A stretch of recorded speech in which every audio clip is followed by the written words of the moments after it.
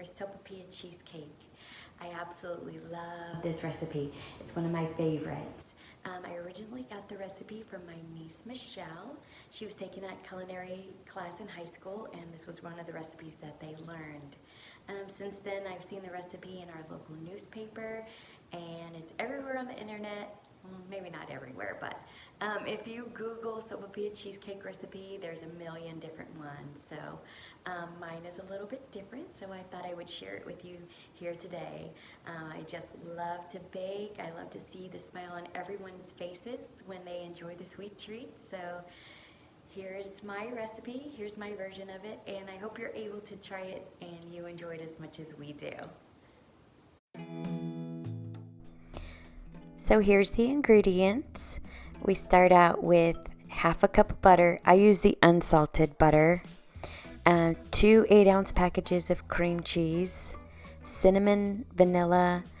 I use the Pillsbury Grands crescent rolls, the big and buttery, and of course sugar. I start out by preheating the oven to 350 degrees. And I'm using a very well-loved Pampered Chef cookie sheet. It measures out 16 by 10.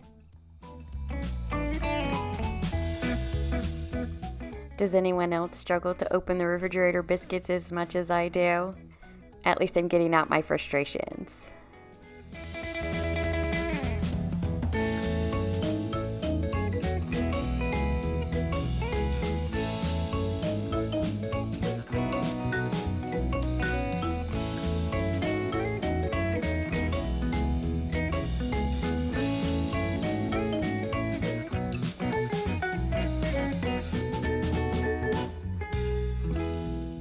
And now I just spread the crescent rolls on the bottom of the cookie sheet.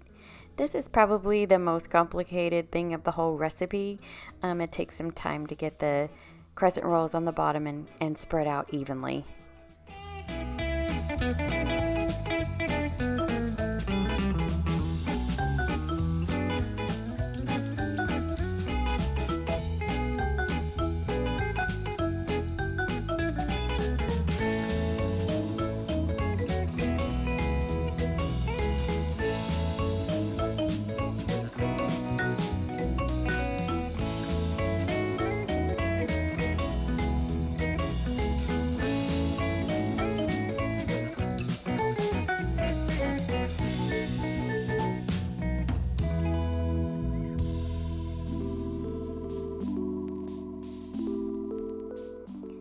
Still spreading.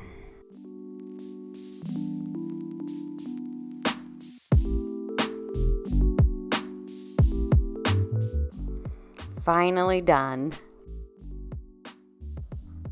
And then I take the 2 packages of cream cheese. It's best if they're room temperature, but I was impatient, didn't want to wait, so I just popped them in the microwave for about 30 seconds to a minute. And it was perfectly fine.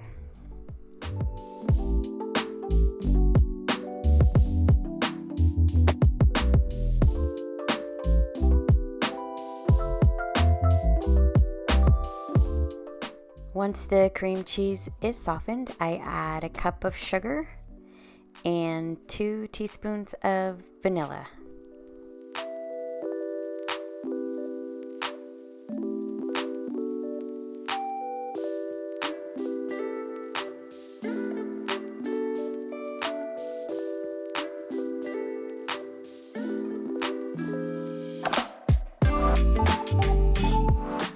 The next step is just to spread the cream cheese mixture over the crescent rolls.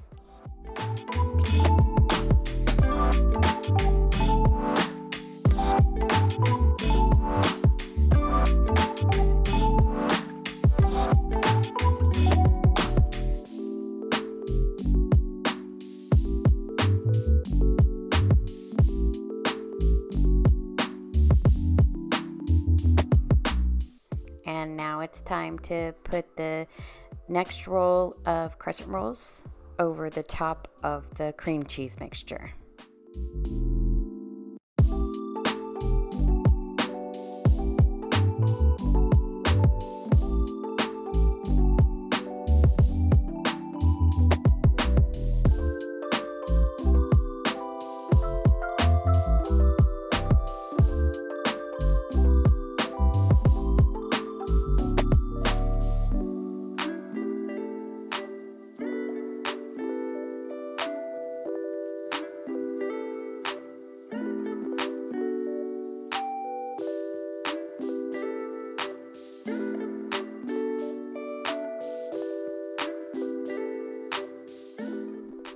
And I melted the half a cup of butter and I'm pouring it over the crescent rolls.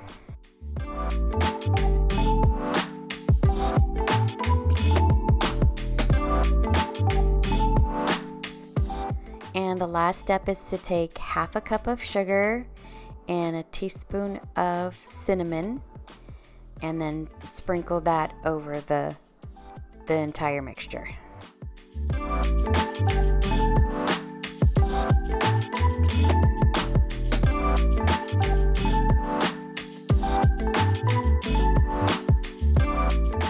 So sprinkling it with a spoon got kind of messy, so I decided that since I had an empty salt shaker that I would try to put it in there and see if it would be any neater, but it didn't work. It just wasn't coming out fast enough.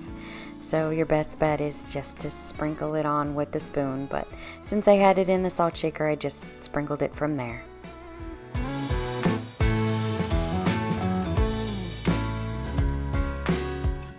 Then I put it in the oven and baked it for 30 minutes. And when you take it out of the oven, this is what it looks like, nice and golden brown. It really is delicious. I hope you're able to try it. We had a luncheon with my family, and this picture got included with all my other photos for this video, so I thought I would include it because I just love my family.